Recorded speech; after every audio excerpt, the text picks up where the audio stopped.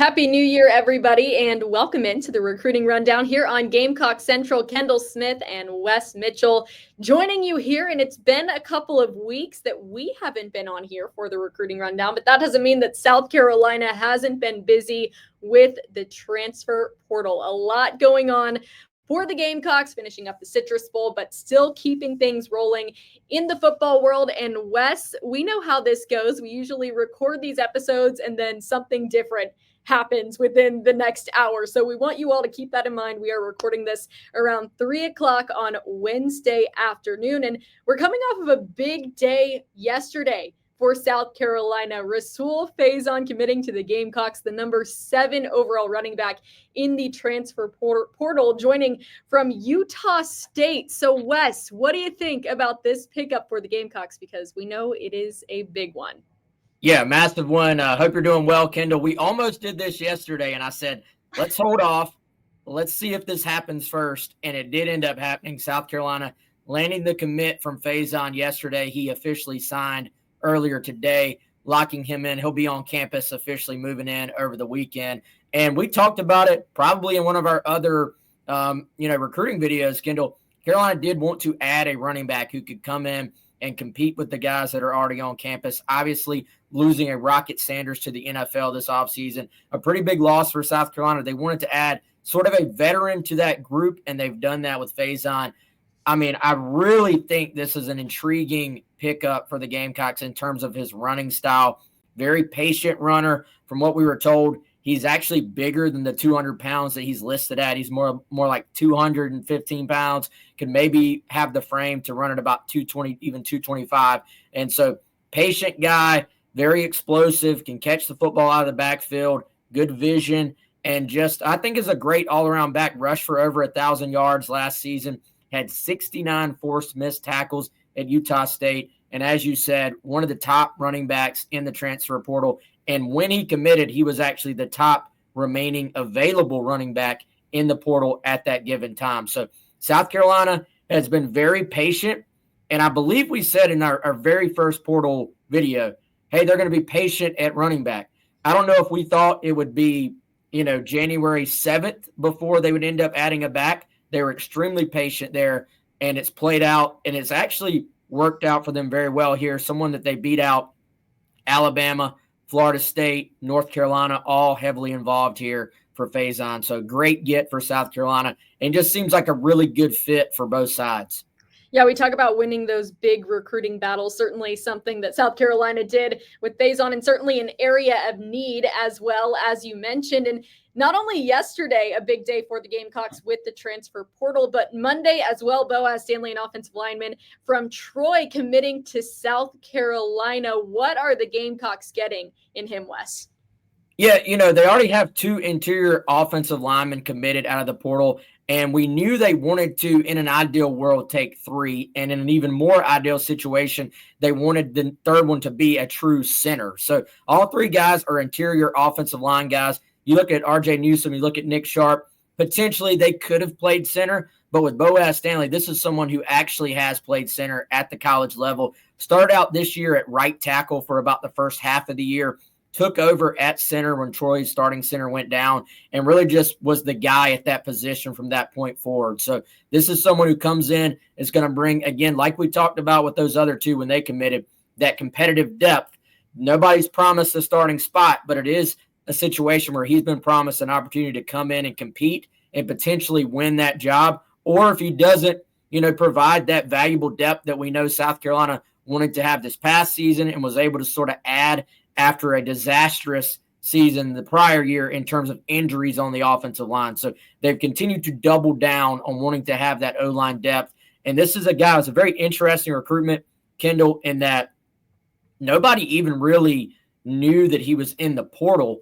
The first reporting on him as a transfer portal guy that I saw publicly anywhere was actually about him joining the South Carolina program. So if you go back and search and Google all that stuff, the Troy local media, no reports about him entering the portal, no post on social media, I'm entering the portal, which I think he actually entered a while back. It just sort of went under the radar. He commits to South Carolina. He signs with South Carolina, and I believe also will be on campus to move in here soon this weekend. So Just Carolina has done a really good job with kind of the last couple of years getting these under the radar pickups, these guys that fit what they're looking for. And that was one thing we were also told, Kendall, both Boaz and Rahsul seem like good character, good locker room fits for South Carolina. That's something they've always placed a priority on under Shane Beamer. And you only get a couple of days when guys are on campus to get a feel for what they're all about. But both of these guys in that sort of shortened time period have appeared to be guys that will fit the culture at South Carolina.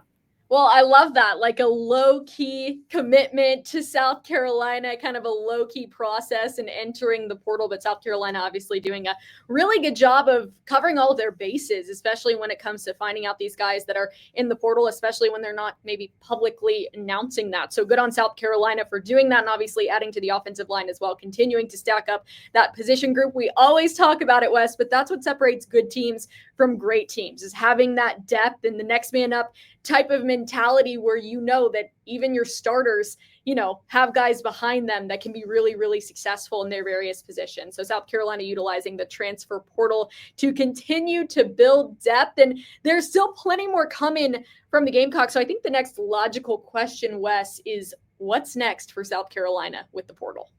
Yeah, and I think it is a great question, Kendall. There's, I would probably say two public guys that we're tracking right now incredibly closely. One would be Terry Webb, who is a Texas State defensive tackle. We've talked about how they want to add guys in that interior on the defensive line. He's someone they've really prioritized down the stretch in terms of trying to add him. It looks like he may make a decision as early as today. He was on campus earlier this week. Currently, as of this morning, he was taking what may be his final visit to Houston, but we do feel like that visit went extremely well for South Carolina when he was here in Columbia. And so we'll see where that one goes. But the Gamecocks, I think, did a good job putting their best foot forward there.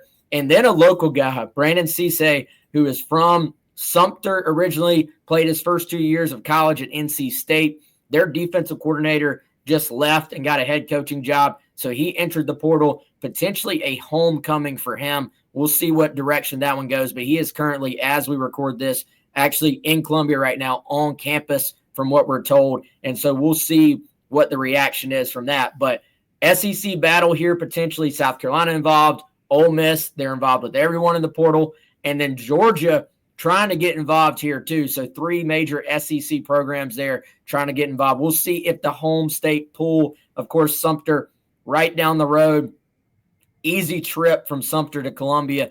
South Carolina's had a lot of success in that town over the years. We'll see if that can continue here. And I will say, Kendall, as was the case with Boaz, there's always a couple of little things working behind the scenes, a couple little things we're always tracking, whether it's being reported publicly yet or not, whether it's confirmed yet or not. So Gamecocks are obviously focused on those 2 guys, but that's not all. Just keep an eye on Gamecock Central. You never know what might pop up in the future because the portal, things happen fast. It's very, very fluid. We'll see what happens next, right?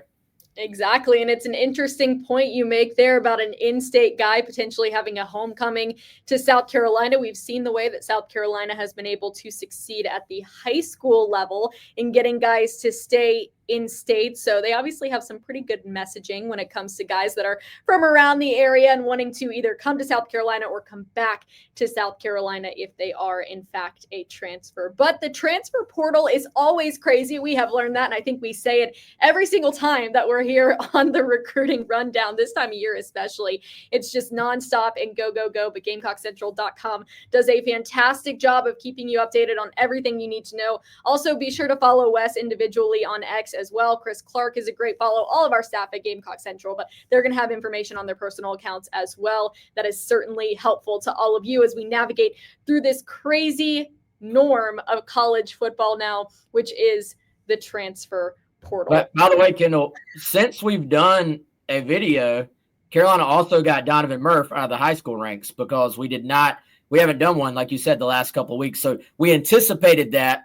And we knew Carolina already had a great high school recruiting class at that receiver position, but Murph, since our last video, has made that official. So another good get there for South Carolina. And as you said, in-state guy, right down the road. Irmo, Carolina doing a good job, not just putting that kind of fence around the state, but certainly taking care of the greater Midlands area and making sure those guys are taken care of. And Murph, again, not a surprise, but still a big get for South Carolina to go ahead and lock him in.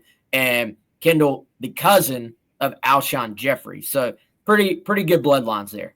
Yeah, absolutely. And we've talked about Murph for quite some time here on the Recruiting Rundown. Obviously, we're talking a little bit more about the portal now, but we will definitely keep you all updated with the high school side of things as well. Maybe we'll hit on that a little bit more in our next episode of the Recruiting Rundown. But this is our first Recruiting Rundown of 2025. So we wish you all a happy new year, and we appreciate you all joining us here on the Recruiting Rundown. We will be back with plenty more next week. We're back to our regular schedule. So for Wes Mitchell, I'm Kendall Smith. Have a great rest of your day, everybody. We'll see you soon.